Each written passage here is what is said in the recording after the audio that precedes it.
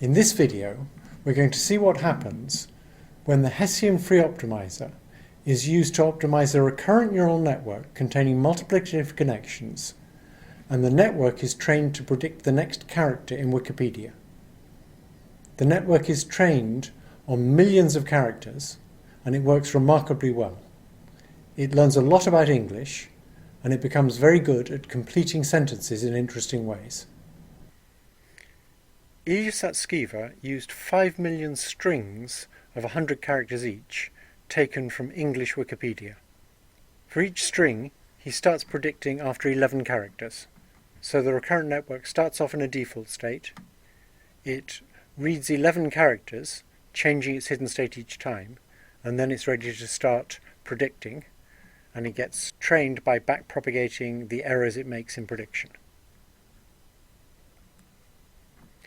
He used the Hessian free optimizer, and it took about a month on a very fast GPU board to get a really good model. His current best recurrent neural network for character prediction is probably the best single model there is for predicting characters.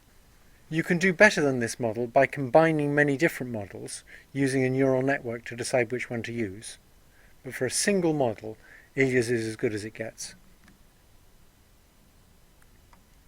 It works in a very different way from the best other models. So Ilya's model can balance quotes and brackets over long distances. Any model that relies on matching a specific previous context can't do that.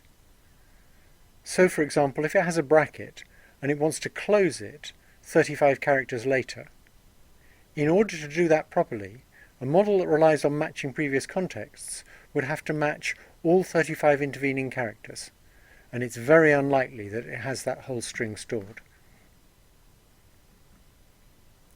Once the model's learned, you can see what it knows by generating strings from the model. Of course, you have to be very careful not to overinterpret what it says. The way we generate strings is we start in the default hidden state. We then give it a burn-in sequence, so we feed it characters and let it update its hidden state after each character. And then we let it start predicting. We look at the probability distribution it predicts for the next character.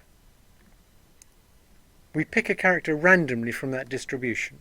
So if it predicts that the probability of a Q is 1 in 1,000, we pick Q 1 time in 1,000. We then tell the net that whatever character we picked was the character that actually occurred, and ask it to predict the next character. In other words, we're telling it that whatever it guesses is correct. We let it continue to pick characters until we've got as many as we want, and then we look at the strings it produces to see what it knows. So here's an example of a string produced by Ilya's network after some burn-in. This was selected from a much longer passage of text, but it's a continuous passage, which shows you that it works pretty well.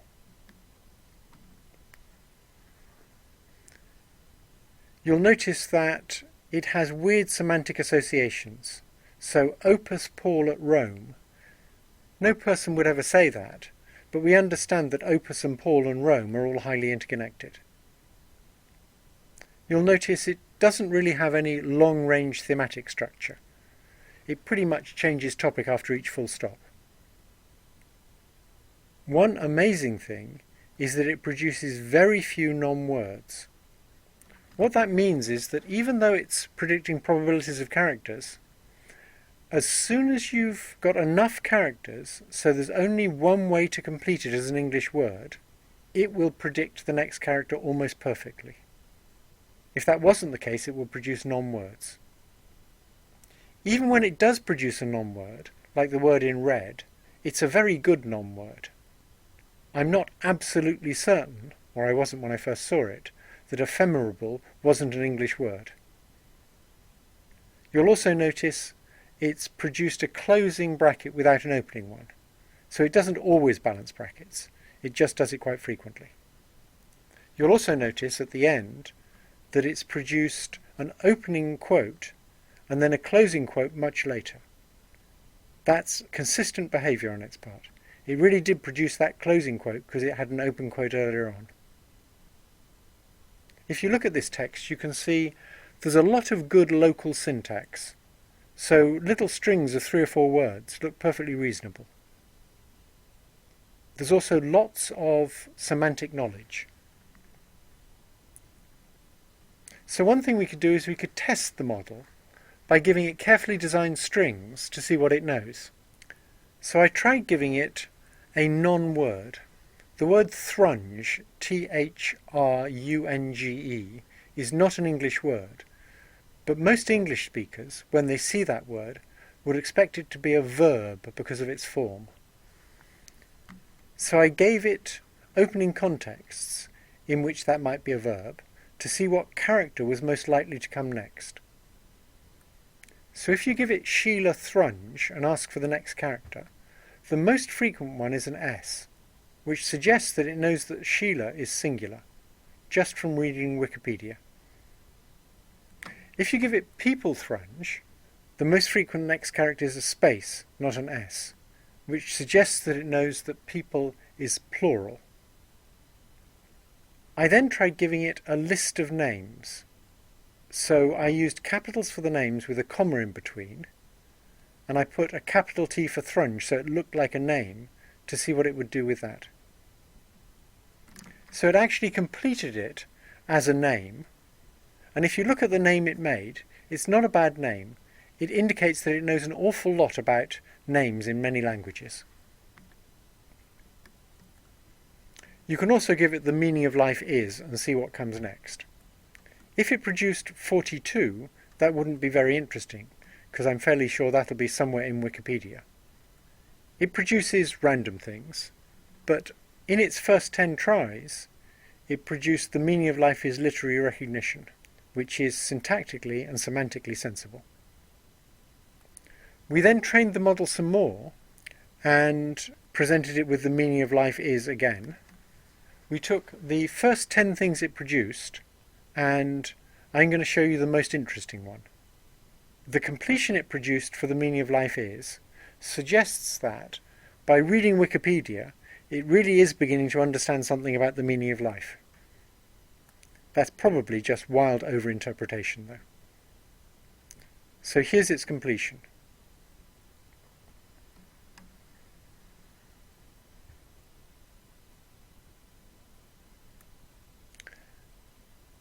So what does the model know after it's read all these characters of Wikipedia?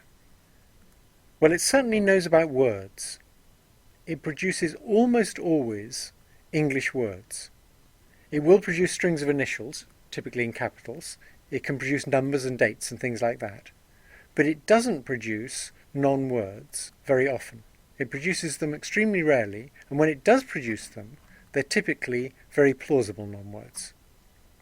It also knows a lot about proper names, like Thrungelini del Rey. It knows about dates and numbers, and the context in which they occur. It's good at balancing quotes and brackets, and in fact it can actually count brackets. If you give it no opening brackets, it's very unlikely to produce a closing bracket. If you give it one opening bracket, it's quite likely to produce a closing bracket in the next 20 characters or so. If you give it 2 opening brackets, it'll produce a closing bracket very quickly. Giving it 3 doesn't seem to make it any faster. It clearly knows a lot about syntax because it's able to produce these little strings of English words that are sensible. But it's very hard to pin down exactly what form this knowledge has. It's not like trigram models, which have just learned little sequences of words, or rather they have a table that contains little sequences of words. It's actually synthesizing strings of words, and it's synthesizing them with sensible syntax. It's very hard to say, though, what form that syntactic knowledge has. It's not a bunch of rules like a linguist has. It's much more like what's in the linguist's head when he speaks his native language. It knows a lot of weak semantic associations. So, for example, it only ever produced the word Wittgenstein once, and it produced that soon after producing the word Plato. So it knows that Plato and Wittgenstein are associated, Well, that's a pretty good assumption. It clearly knows that cabbage is associated with vegetable. It doesn't know much about the precise ways in which these things are associated. People are like that too, if you get them to respond very fast. So I'm going to ask you a question, and I want you to shout out the answer. So you're sitting there watching this video, and this experiment will work by far the best if you actually shout out the answer out loud. And you have to shout it out really fast. You get rewarded for responding very quickly. It doesn't matter what you say, you just have to respond fast. So the question is, what do cows drink? Most people, when given that question, shout out milk. Now, most cows don't drink milk most of the time. We say milk because it's associated with both drink and with cow, but it's not logical to say milk. Recently, Thomas Mikolov and his collaborators have been training large recurrent neural networks to predict the next word in large datasets. They use the same technique as the feed-forward neural nets, that first convert a word to a real-valued feature vector, and then use those feature vectors as input to the rest of the network. And they do better than the feed-forward neural nets. They also do better than the best other models, and when you average them with the best other models, they do better still. So that's the best language models there are currently. One interesting property of the RNNs is that they require less training data than the other methods to reach a given level of performance.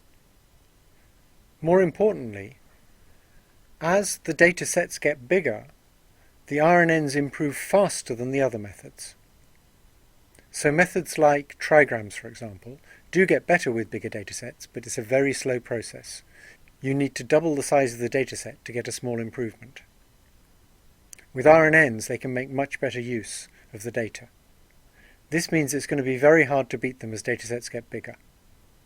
I think it may be the same story as for object recognition with large deep neural nets, that once the neural nets get ahead, they can make better use of faster computers and bigger datasets, and so it's going to be very hard for other methods to catch up.